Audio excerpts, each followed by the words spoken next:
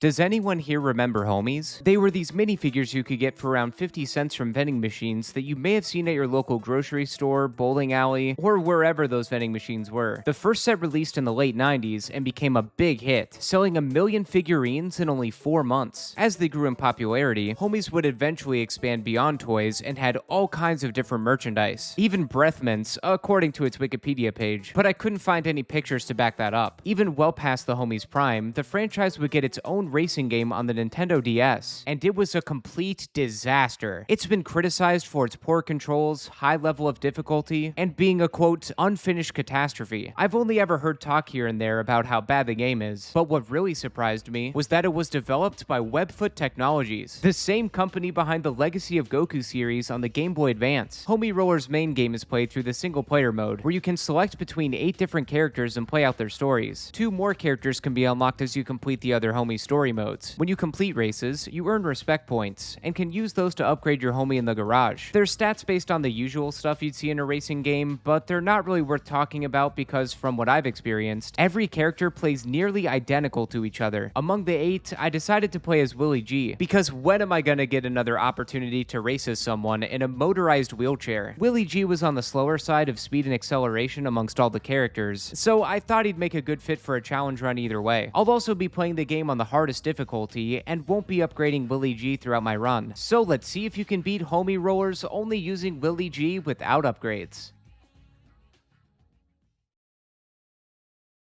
For this challenge, I'm going to be going through all of Willie G's story in the Wizard Circuit. But before we jump there, I gotta give some props to the title music. It's a bop. The story begins with Willie mourning the loss of his friend's legs. It's not fair that a reckless driver crippled my friend like this! That completely caught me off guard. I thought the old man he was talking to was Victor, but he's actually called Wizard or Vato Wizard. Sorry if I mispronounce any names throughout this run, by the way. Wizard says that he'll grant one wish to the winner of his race. So Willie enters and hopes to save his friend from the evil Ricky Bobby put on him. Actually, when you think about it, Willie G is badass for that. He has the chance to fix his own legs, but wants to heal his friend instead. That's a real homie right there. The competition starts in the LA Stormways, and they couldn't have picked a worse level to throw you into this mess. Holy crap. The turning it's so like delayed. Oh my god. This is one of the clunkiest games I've ever played. The controls are so stiff, like, I can't fathom who gave this the green light. There's pretty much no drifting either. I mean, you can lean to the left or right, but that only helps you so much. Oh, and if you hit these pillars near the beginning, they can just move you against your will. I was full on expecting a bad time, but not like this. I finished in dead last on my first try, and none of the other homies seemed to struggle like I did. Guess hard mode doesn't fool around. On my next try, I found that you can just spam lean and hop to increase your boost meter. I guess these are considered tricks, and really the only ones I pulled off. But surprise, surprise, the boost doesn't really do anything. What did it didn't do anything. What? Those are just some of the problems I had with homie Rollerz, and there's much, much more. Okay, I am somewhere. Oh my god. Some examples include the items. The different colored boxes will give you certain items at random. There's like 2 or 3 different items per box, so you'll usually see the same thing over and over. Red boxes can give you what I think is hot sauce, and that'll make your character burst into flames. Touching anyone while on fire will stop them. Doesn't sound too bad, right? In white boxes, you can get an item that will instantly swap you places with the person in front of you. Now, this is completely busted in both good and bad ways, but more often than not, the swap will abruptly put you in a bad situation. And if someone is on fire when you swap with them, you get hit by their flames. What the hell? You cannot make this crap up. Oh, and of course, no bad game would be complete without falling out of bounds. I quipped out of bounds there. What the hell? Homie Rollerz is actively working against you at every turn, and there's not much you can do about it. Poor Willie could hardly keep up with anyone, and I tried everything I could do to turn the tides in my favor. I thought maybe only going for swap items would help, but that failed. Then I tried spamming my boosts, and that wasn't very effective either. It didn't seem like there was much that could be done in this rigged race, and I was starting to believe that it could have been the difficulty setting. With there being an upgrade system, it's possible that you just can't win without them. I mean, the races were so bad, and I almost gave up on on this. Until one attempt, I didn't hit anything for the first 2 laps, and even had the lead for a little bit, though I'd end up biffing a jump and lost it all. But that one run gave me the drive I needed to see this through. I also picked up a pointer from my chat that helped me out a ton too. At the start of the race, you can jump and hop during the countdown to build up your boost meter. Not sure if that was intentional, but the little extra speed in the beginning helped. The only other thing I could do was avoid all obstacles. It was frustrating, but after almost an hour of playing through the very first track in the game, I got my near perfect run. Okay. Oh my god. Let's go. Let's go. That's for the homies. That win is for the homies. I say near perfect because I still got hit by a few items, but I didn't hit any pillars or fall out of bounds. The other homies got hit with a poison bottle a few times early on in the first lap. The poison makes them stop and spin around. It won't do that for you though, but I think it does affect your controls. I couldn't quite tell. A few of the homies caught up with me in the second lap, but I think more poison attacks from others held them back for the rest of the race. That was one of the hardest opening tracks I've ever played, and I can only imagine what the rest of the game is going to be like if the first race was this bad. The next area is Homie Clown Circus, and it's exactly that, with flaming circle jumps, an outdoor area with empty cages, and a sphere of death. I didn't try to mess with anything around here, though apparently this cannon does act as a shortcut. I just kept to the speed boost and my own boost power. That was more than enough to finish in first place on my first try, which is weird. Maybe I just got unlucky with that first race? I did find some more details about this game throughout this race though, like if you complete a race, you start the next one in the position you placed in, and also that the sound of the engine sometimes doesn't go away when the race is done. Is this the sound of the engine or the motor just won't stop? It's just there. Next up is the streets of New York, and it was the most basic track out of the 3 so far. There's the road, a little neighborhood, and the subway. The road does have some ramps that I'm just now seeing were tiny trucks. I almost beat this race on my first try, but I hit a wall in the subway in the final lap, and a homie came out of nowhere and stole the race. Ain't no way.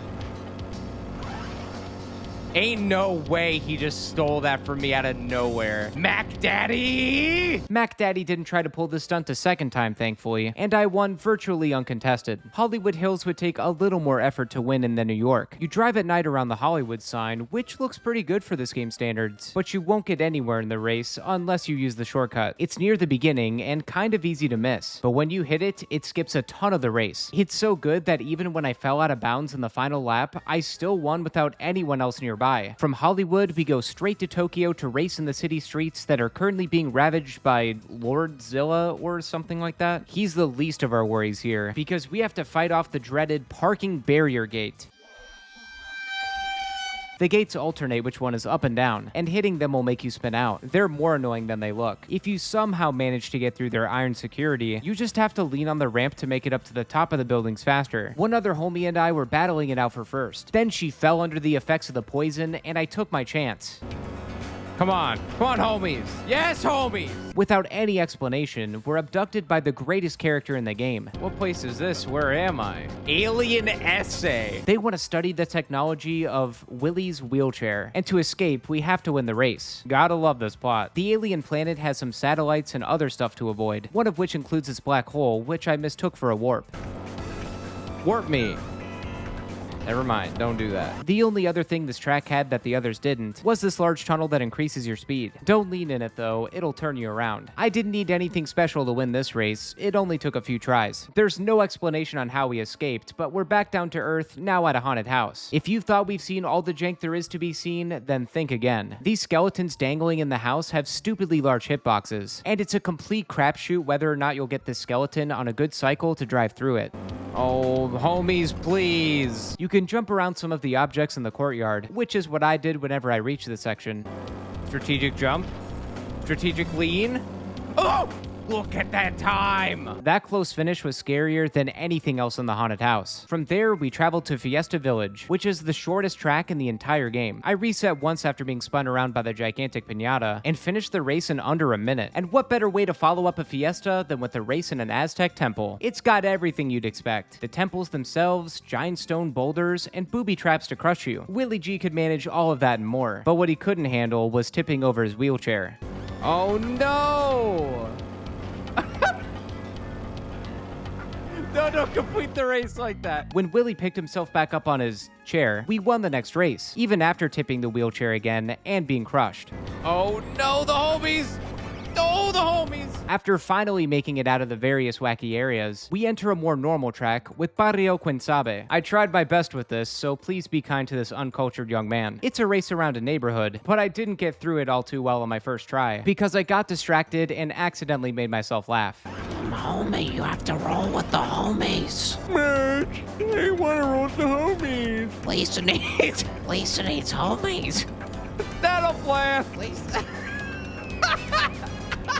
After I got all the chuckles out of the way, I played through the race normally a few times and quickly figured out what you need to do. There's a shortcut right by the starting line, which has some toy cars on it with hitboxes just as annoying as the skeletons. After getting through that, there's another shortcut that'll have you weaving around some dumpsters. If you can get through these relatively unscathed, you'll have no issues winning the race. Just keep an extra eye out on those toy cars. There's one final race to go, and it's at the Homies Beach. I got real strong Rocket Power vibes from this place. I think everyone behind me got hit by the rolling hot dog stands, cause after the first lap, there was no one else in sight. Must have been some real good wieners to keep them back. Wizard then congratulates Willie and asks what his wish is. Willie says he wants to heal his friend's legs, and Wizard asks why not his own. Willie states that his injury was his own doing and is paying for his life of crime. He wants to help others avoid making the same mistakes he made. You just can't hate Willie G. What an honorable homie he is. Victor gets his legs healed and is as happy as a clam. Then the credits began rolling in afterward, proving that you can beat homie Rollerz only using Willie G without upgrades. Thank you all so much for watching. As a reward for completing the game, Willie G gets a brand new vehicle. It's so good, in fact, that you can't buy parts for it. Naturally, I took it for a spin, and it didn't feel all that different from his wheelchair. The best way I can describe it is Willie's speed didn't increase, but everyone else seems slower, if that makes sense. Now, Willie is just one homie out of 10. There's other story modes to play through, including the 2 unlockable characters, one being none other than Alien SA. But this isn't if you've seen it once, you've seen it all kind of game. The only difference aside from each homie's wish are the track orders. So in some kind of cruel fate, I ended up with the worst track in the game as my first one. As I mentioned in the beginning of the video, I played as everyone else for a bit after my run was over, and based on that experience, I can confidently say that there are minor differences in their gameplay, if any at all. But in this time, I did come across some more tomfoolery.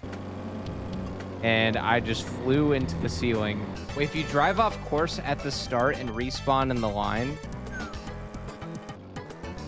Oh, it did count. What the hell? Let's do it. Yes, I won. Oh my god. Homie Rollerz is just an unfortunate blemish on the otherwise once very popular homie franchise. Nearly everything about this game is terrible, but you gotta love Willie G's good heart. And surprisingly, the music wasn't half bad. It's not really worth your time though. I couldn't even call this a so bad it's good kind of game. And I certainly don't believe that there were actual QA testers either, despite what the credits say. Oh, QA managers, QA lead, QA bullshit. Be sure to hit the like button if you enjoyed this video. Also, I stream all of my challenge runs live on my Twitch channel and here on YouTube. If you'd like to check that out, be sure to subscribe or follow me on Twitch. The link to my Twitch channel, along with links to my other social media accounts, can be found in the description. If there's a challenge run you'd like to see, you can also check out the description for a direct link where you can submit your ideas. Thanks again for watching, everyone. See you in the next video.